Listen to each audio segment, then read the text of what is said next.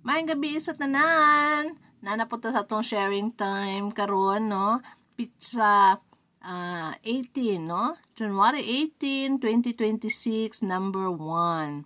So, kagahapon ng istorya Master the Art of Detachment. So, hopefully, no, sa atong kinabuhi, makabalota mo detach kung kailangan na gyud mo detach sa usa ka bagay na nga dili na siya fruitful para sa ato, no, dili na functional para sa ato, mawala na tong peace of mind, mawala na ato ang kanabang freedom to do the will of God. So kabalo na gid mo himo og way kung saon nato pag-detach, no, sa mga bagay-bagay na dili na siya kanabang beneficial, no, para sa ato ang kinabuhi, lalong-lalo na sa atong pagsunod sa atong Ginoo. So karon na pod atong istoryahan ning 8, no, poisonous habits, no, that kill joy and peace. So natay mga batasan o mga habits nato, no, nga usahay muni makapatay sa atong joy, makapatay sa ato ang peace. So tan-aw nato ni kay basig isa na taani, no, kung naaman taan ni mga klase ng mga batasan, hopefully na hinay-hinay na to na siya og wala.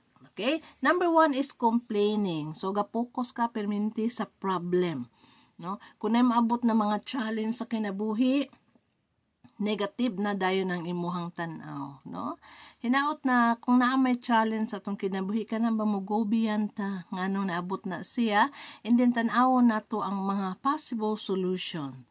Mangita tag mga positive way, no, unsaon nato to solve our problem. So dili ta dapat na sige complain, no, kay isa ni sa makapatay sa atong joy, makapatay sa atong peace. Kay ngano man may stress na malang ka, kay sige na malang jud ka og complain, no, na dapat solution, no, kung naa may moabot na problems ngay mangita ta og solution, mangita tagtabang adto sa Dios. So ana, no, kay para dili mapatay imong joy, no, sa imong kinabuhi, and then dili po mapatay imong peace.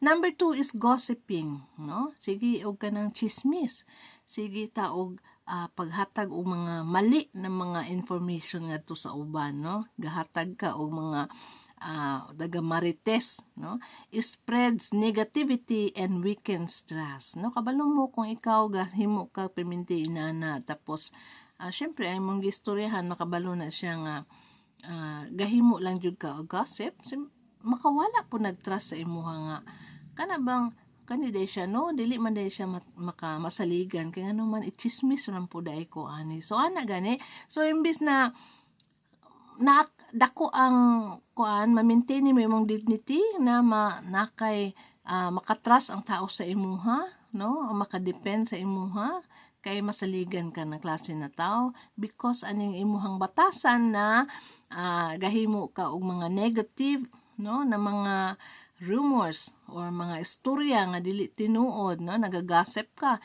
So kini siya nag-spread negativity ug makapatay po na sa imong joy, makapatay po na siya sa imong peace, no, kay makakuan gyud na sa imong personality. So kung naataan ni hinahinayan na nato na siya og wala, no, kay dili man gyud po na siya maayo na batasan. Number 3 is envying, kanang kuan ka, no, siluso kayo ka, ma-envy ka kung unsay naa sa uban. So kini siya makadestroy niya sa peace through comparison. Kay ngano man i-compare man nimo imong sarili ngadto sa uban nga ano naaman siya ani nabutang, no, ngano wala man ko ani nabutang, no, ngano mas dako man siya og sweldo, ngano ako gamay ra man kog sweldo, ngano naman siya car, ako wala man ko car, nga angayan pa man ko sa iya magka-car.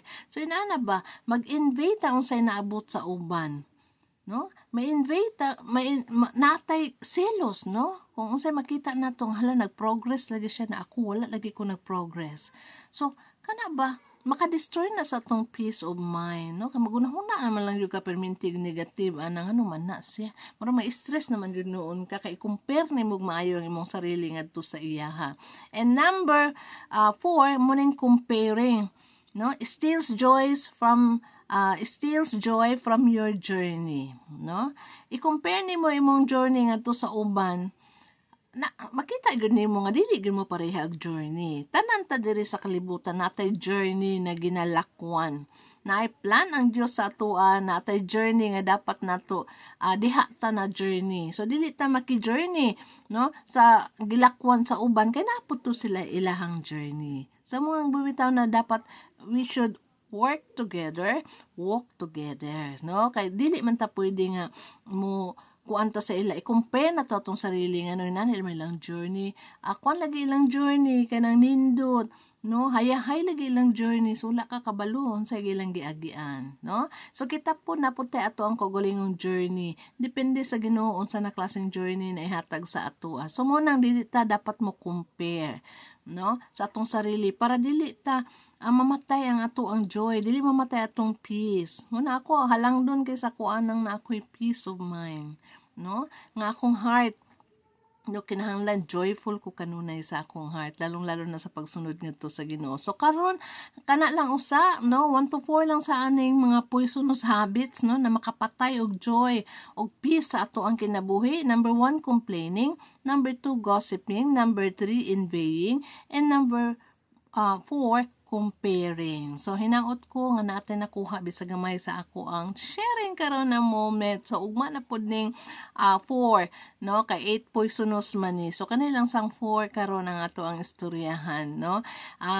Hinaot ko nga ang inyohang kinabuhi, inyohang adlaw-adlaw na kinabuhi no. Puno unta sa grasya sa Dios sa kanunay. So kana lang, God bless, have a nice day. Unya be happy all the time and also always pray to God no for guidance, for inspirations, and then naa pud unta tay kana bang humble heart, kana bang teachable heart, na kanang dughan or kanang heart, puso na pwede pa nimo masultihan. No? Dapat open ta na humble lang ta kanunay ngadto sa Dios, ngadto sa uban, ngadto sa tong sarili. So ana lang jud guys. No? Salamat sa pagtan-aw. God bless. I love you. Bye-bye.